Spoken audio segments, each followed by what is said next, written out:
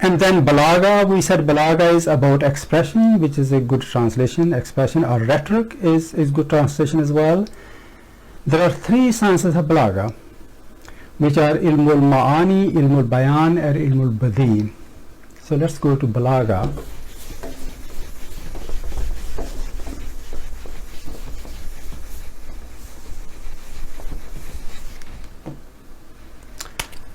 It's balagha.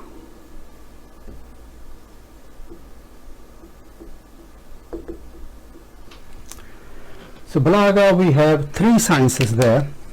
One is ilmul ma'ani,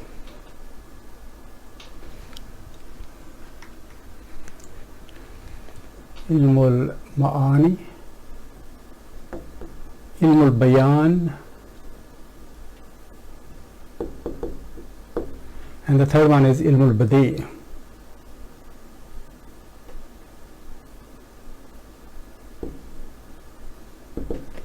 Ilmul badi. So ilmul ma'ani means that we are using the words by which we do not really have their literal meaning at heart. For example, last time I said that we are not continuing to be taxiing on the runway all the time. We are soon going to take off. So we're not really sitting in a plane here. And what I wanted to say was that we are not going to continue to be on this foundation level forever. We are soon going to move on. So I have used different kind of words to give different meanings. So that's ilmul ma'ani. That fits in here, kind of thing. So you're not using exactly, it's the different terminologies in Arabic. There is a shabi, which is the basic level kind of thing. Kinaya, isti'ara is something totally different. That was isti'ara which I just used, which you not really have original meaning of the words. And in kinaya you can have two options. You can either go for the literal meaning or sometimes you go for the alternative meaning. So there's option there, and there's majaz as well. So the different terms, we're not going to go into those today. And there are many examples in Quran. For example, masalahum kamasalil ladzi istawqada naran falamma adaa'at ma hawlahu dhahaba Allahu bi nurihim wa tarakahum fi zulmatin la yubsirun. That's first, isti'ara, metaphor. Summun bukmun umyun fahum la yarjun. That's the second one.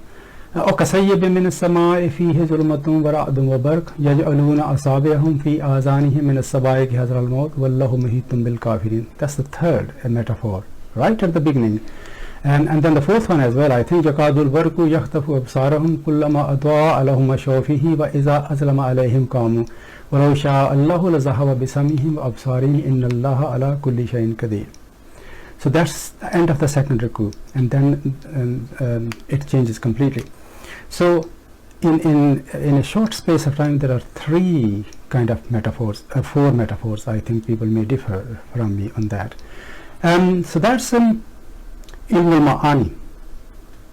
And then we have ilmul bayan. Ilmul bayan depends on the speaker really, what kind of word you use, what kind of sentences you use, whether long sentences, short sentences, etc., etc.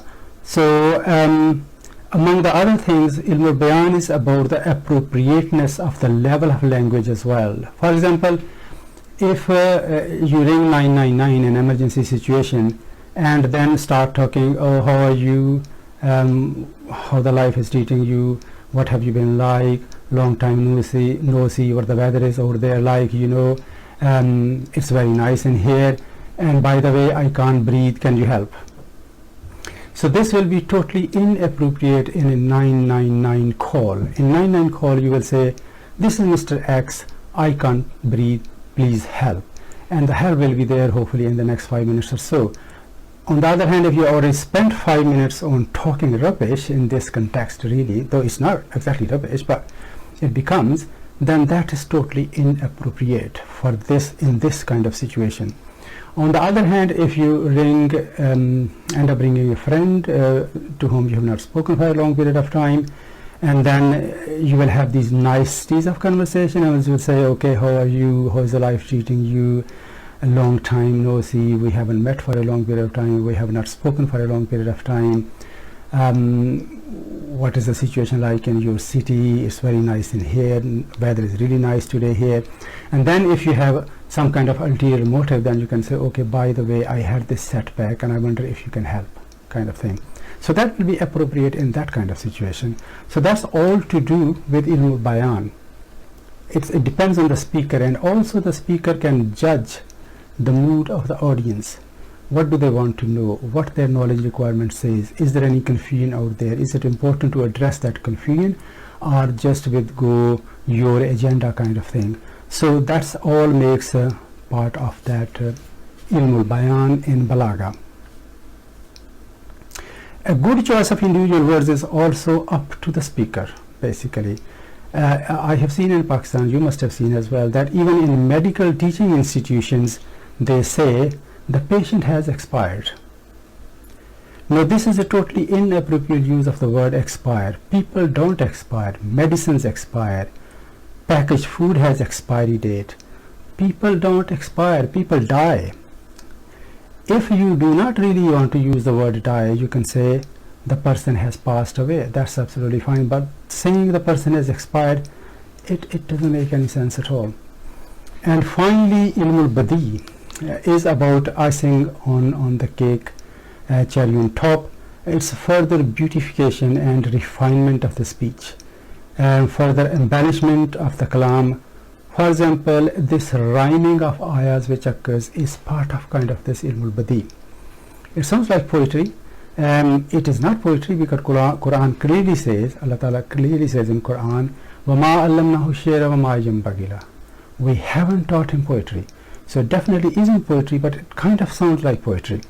For example, Surah Adiyat, when you started in, well, Adiyat is abhan fal muriyati kadhan fal mugirati subhan fa asarna bihi nakan fa wasatna bihi jam'a.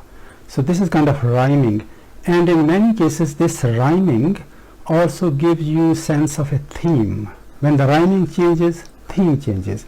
So up till here, fa wasatna bihi jam'a is one kind of rhyming, and then it changes. Innal insana li rabbihi lakanud wa innahu ala zalika la shahid wa innahu li hubbil khairi la shadid. It changes.